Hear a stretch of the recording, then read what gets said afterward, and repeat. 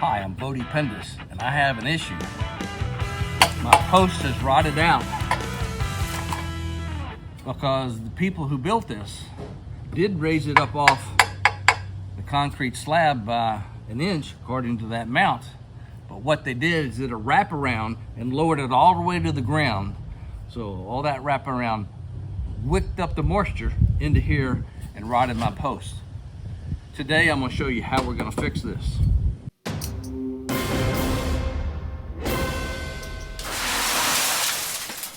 This is at ground level, so you can see the extent of the damage, how much moisture was wicked up and rotted out the bottom of the posts. So I have a plan on how to put that block, cut it, and cut the post at the bottom to be able to make this work. So let me show it to you. This right here is my design. So the upper post will have a tongue on it. We can basically cut this in the two sides so it'll slide in, and then the bottom piece will be the receiving piece and be the female piece, and so we cut this groove like that, and then this will have a little indent on the sides to fit into the slot. So that's our game plan. Now the key to this situation is you have this post, and I don't know how much weight is on that very corner. I could build a frame around the post and just use some boards to lift it up just a touch to do that, but that won't create enough work area around the post. And seeing how I'm gonna have to get my circular saw to cut all the way around the post, I'm gonna need at least 3 or 4 feet to be able to maneuver to be able to make those cuts. So we have it on our lifter, we have it on our vise, and we're gonna get this somewhere in here to mark this. So we're marking our board where to cut it off. We're doing this after 8 o'clock at night. It's gonna get kind of dark pretty soon. But we're in Texas, it's over 100 degrees. So we're trying to work with no sun. So here we go.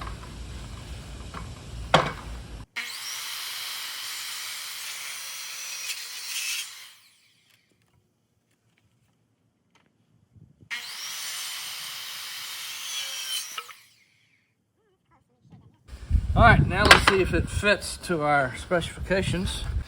Okay, so Nathan's turning our vise here, is lifting this up, putting pressure on that to lift up that member right there. As we begin our project, you may want to save this video so you can come back to it and look at it at a different date. If you're doing a post repair and you find this beneficial after watching the whole video, you want to be sure to know where to find this video and these tips and ideas that I have. We're going to make a cuff in this 1.5. We're going 2 3/8 inch, and we're going to cut all the way down to the bottom here. But I need to put my support in here at about 1.5 inches.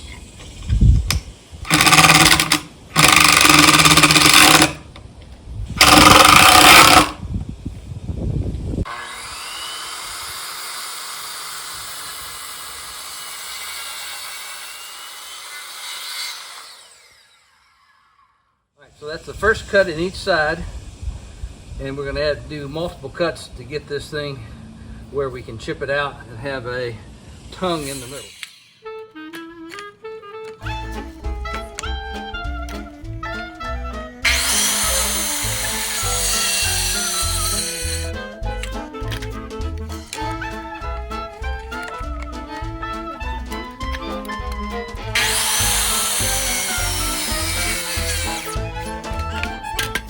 We got some of our pieces loose in here, small enough pieces we can break off and get them out.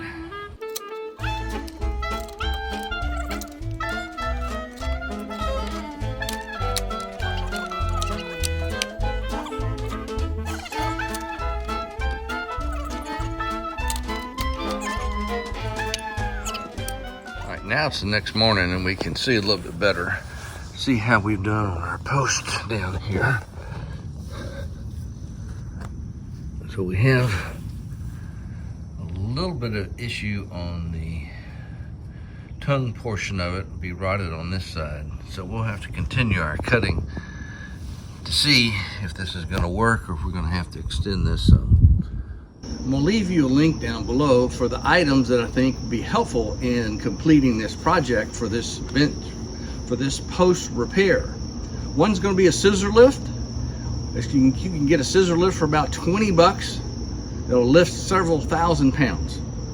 A Suzuki saw that you can use for flush cut off the peg or the dowel. And 3, a Owl Overdrive bit that's super for drilling through holes cleanly. I'll also leave you a shoe goo as well as a silicone if you prefer that, and as well as Tight Bond 3. So check out the show notes for those items.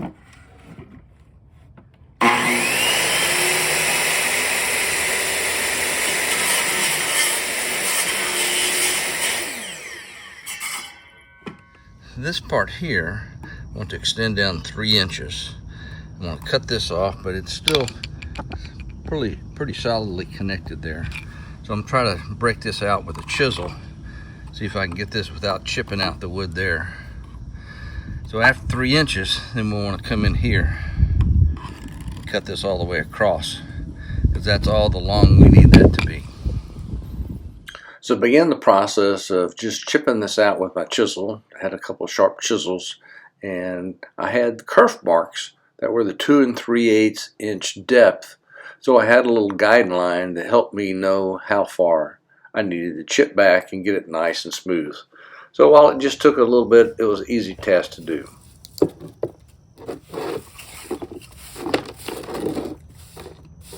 Now I'm ready to saw the post off, have it completely free hanging. So I have this little dark line there, and that's my mark that I'll put on there to be able to know at what level I need to cut it off. Didn't take much, okay, got it all the way through. There, it's free hanging. And so this is our cutoff point here. So we need to kind of clean up this bottom a little bit, determine if we have enough for our insert nails in here that are on this side there. So I think I can knock a couple of them through. So I got my hammer out and tapped out all the nails, and got my chisels and try to chip away. Again, I wanted to save this frame because it's already bolted to the concrete. It was important to keep that in good shape and not damage it. So it took a little while, but I was able to get them all out in due time.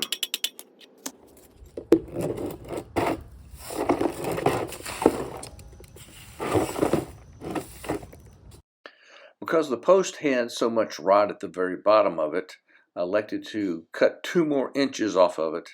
Thus, it required me to raise up the slot on the sides 2 inches as well. And so this is what I'm doing, cutting the vertical cut, and I'll cut the horizontal in just a second. I was able to screw on a 1/2 inch piece of support so I could cut the horizontal cuts for the 2.5 inches. All right, here we are the next morning, and so I've got my saw charged up. My battery ran out last night, didn't get it all finished. So now we're gonna go out here and get a little work done this morning. Because of this rotted section here not being able to be strong enough, in our opinion, we raised up this cut 2 inches all the way around on both sides. And then now this morning our task is to cut off these 2 inches in here, so our block that we're going to replace in here will fit in there. So here I am marking the 2 inch piece I need to cut off, and I have a nice dark line I can see about that. And I proceed with my saw to be able to just go and attack it, to be able to get it cut all the way around, and some of these pieces will break off pretty easily.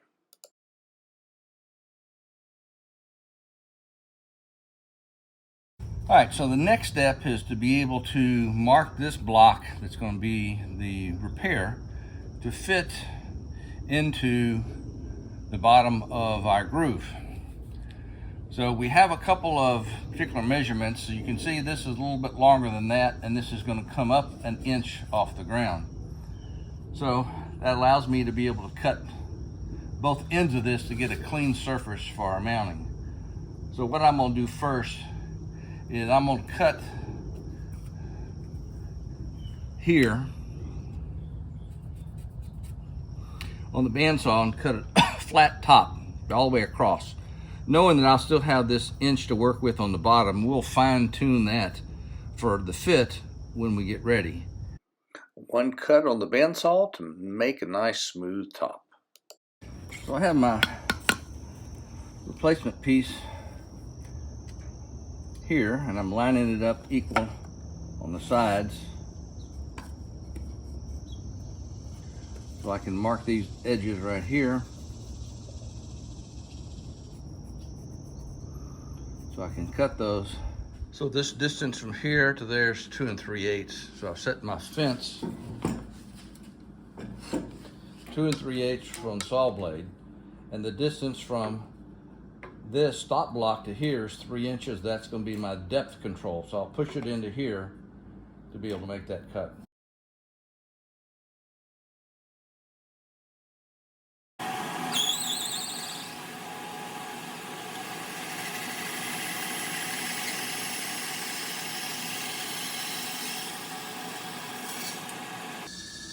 Now I'm marking my line for my depth control. This is the 3-inch mark on the piece. So when I saw the middle out, I'll know where to stop to have an exact measurement of 3 inches. So now begins the process of hogging out that big piece of block in the middle that's 3 inches deep. So we make a cut right down the middle of it to start. And then after we back out our bandsaw, then we go over to a corner and we do an angle cut. So we're going to take it from one angle all the way to the opposite corner and be able to cut out a wedge in the block to be able to get it removed. And the whole objective here is to be able to get to the back end of the line with a flat enough section so our blade can cut all the way across the bottom. It'll take a couple of whacks at it to try it. So here it is doing it at fast speed. And so now we'll get it close enough to the corner and we'll be able to get the whole thing smooth.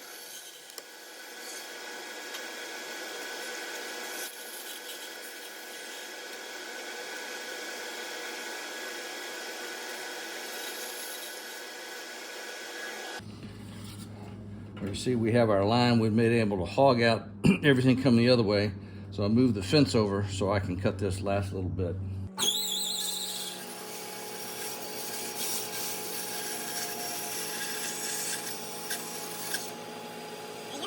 All right, so there's our groove. It's about 2 7/8, close to that.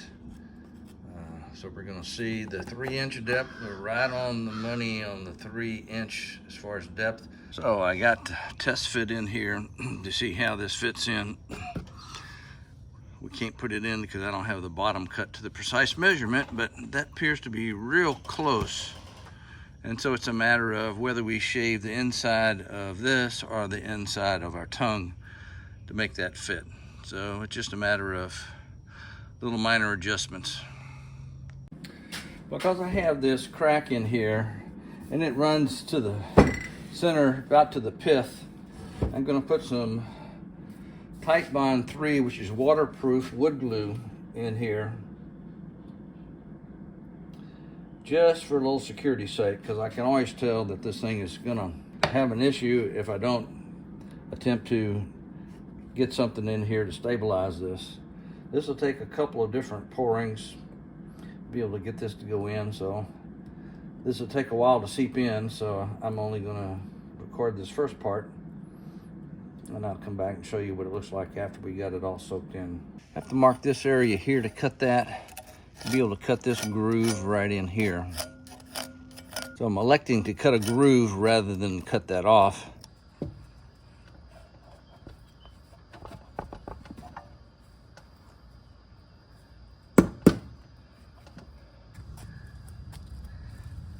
Test fit number 3.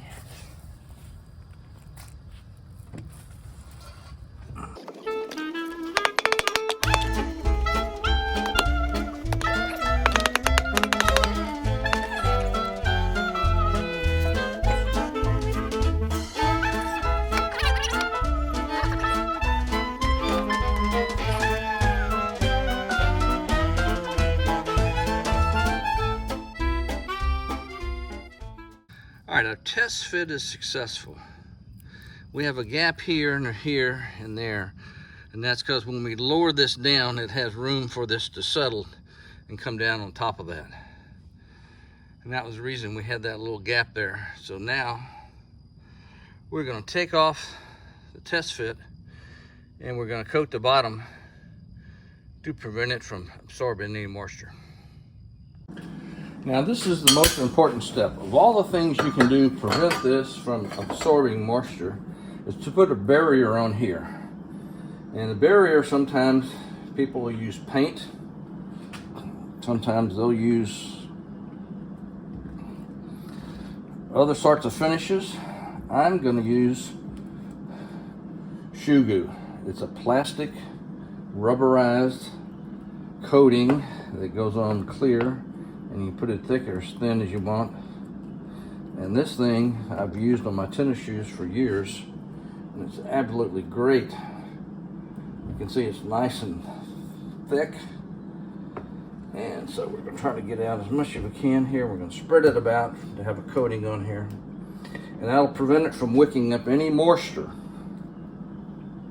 And that's what we're trying to prevent. I take my putty knife and smear it around just to make sure the whole bottom of it gets coated lightly enough to prevent moisture going into the wood.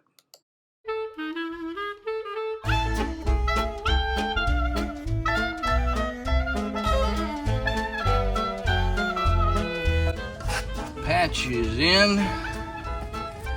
We have it all in on all sides.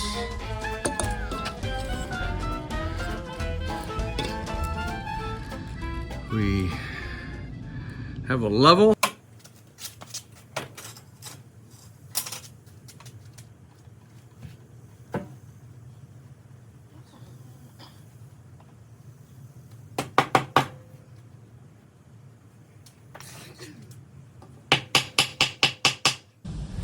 So the final step is putting a dowel rod through here.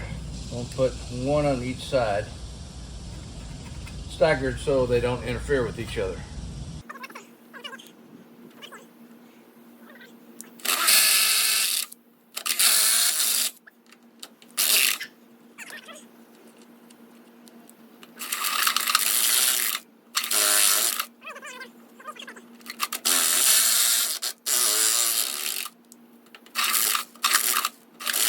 So we're only going to go in as far as this thing is in. I'm going to score a little groove on our dowel, a little flat mark if you will, so glue has a place to escape to.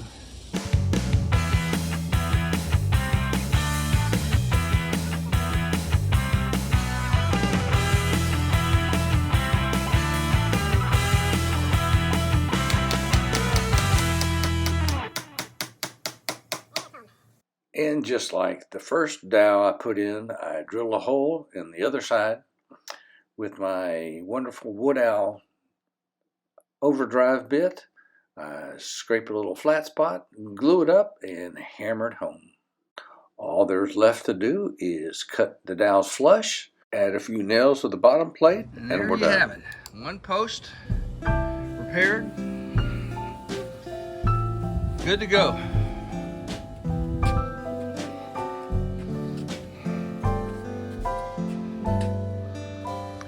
Now our arbor will stand for another 15 years.